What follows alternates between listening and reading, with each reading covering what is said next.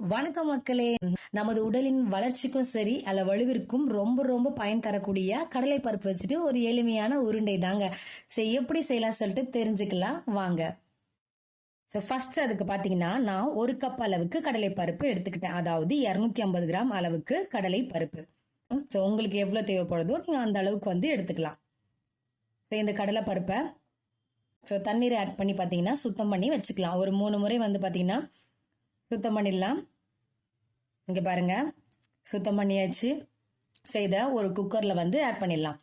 குக்கர்ல நான் எந்த கப் அளவு எடுத்தனோ அதே கப்பால 2 கப் அளவுக்கு தண்ணீர் ஆட் பண்ணலாம். ஆட் பண்ணியாச்சு. இதுல ஒரு 1/4 டேபிள் ஸ்பூன் அளவுக்கு உப்பு ஆட் பண்ணி குக்கரை மூடி வச்சிடலாம். ஒரு 5 விசில் வரட்டும். கடலை பருப்பு பார்த்தீங்கன்னா அவ்வளோ நோய் எதிர்ப்பு சக்தி இருக்குங்க. இதுல நம்ம அடிக்கடி சாப்பிட்டீங்கனாலும் உங்களுக்கு உடம்புக்கு ரொம்ப நல்லது. விட்டமின் சி இருக்கு. 5 விசில் வந்துடுச்சு. இந்த கடலைப்பருப்பு பாருங்க இப்போ நல்லா வெந்துடுச்சு.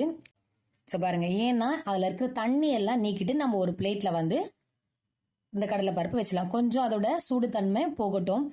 நம்ம ரொம்ப சூடா இருக்கும்போது பாத்தீங்கன்னா உருண்டை பிடிக்க முடியாது. அதனால ஒரு 2 மினிட்ஸ் அது பாத்தீங்கன்னா அந்த சூடுலாம் போகும். அதுக்கப்புறம் ஒரு மிக்சி ஜார் எடுத்திருக்கேன். இந்த பருப்பு எல்லாமே அந்த மிக்சி ஜார்ல போட்டு நம்ம கொஞ்சமா அரைக்கணும். அதாவது ஃபுல்லாவே அரைக்காம ஒன்னும் பாதி சொல்லுவாங்க பாத்தீங்களா, அது போல நம்ம அரைச்சிக்கலாம். அதாவது சாப்பிடும்போது நைஸாவும் இருக்கணும், அதே சமயம் பாத்தீங்கன்னா கொஞ்சம் அந்த பருப்புல நமக்கு தெரியணும். ரொம்ப நீங்க நைஸா அரைச்சிட்டீங்கன்னா நம்ம உருண்டை பிடிக்கும் போது அந்த அளவுக்கு நல்லாவும் வராது. இது போல நம்ம அரைச்சு வச்சுக்கலாம். பாருங்க, அரைச்சாச்சு. இதுதான் கரெக்டான பக்குவம். இதை நம்ம ஒரு பாத்திரத்துல போட்டுக்கலாம்.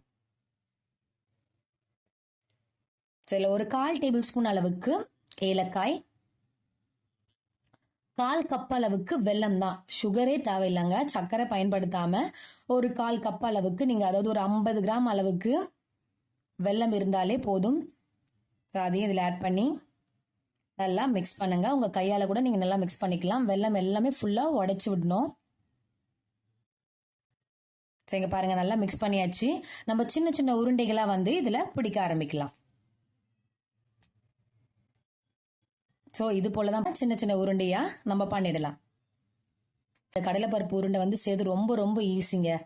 வெறும் 3 பொருளை தான் நம்ம ரொம்ப வேகமா செஞ்சிடலாம். ஒரு 15 to 20 மினிட்ஸ்லயே நம்ம செஞ்சு கொடுத்துடலாம். குழந்தைங்களுக்கு இது போல செஞ்சு கொடுத்தீங்கன்னா ரொம்ப ரொம்ப ஹெல்த்தியானதாங்க.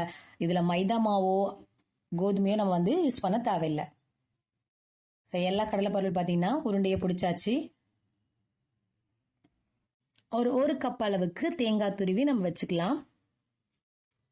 அதுல இந்த உருண்டையெல்லாம் பாத்தீங்கன்னா நம்ம இது போல மிக்ஸ் பண்ணிக்கலாம். சுத்தி எல்லாமே அதுல ஒட்டுற போல நம்ம மிக்ஸ் பண்ணி வச்சுக்கலாம். இங்க பாருங்க, எல்லா உருண்டையும் இது போல நம்ம செஞ்சு வச்சுக்கலாம்.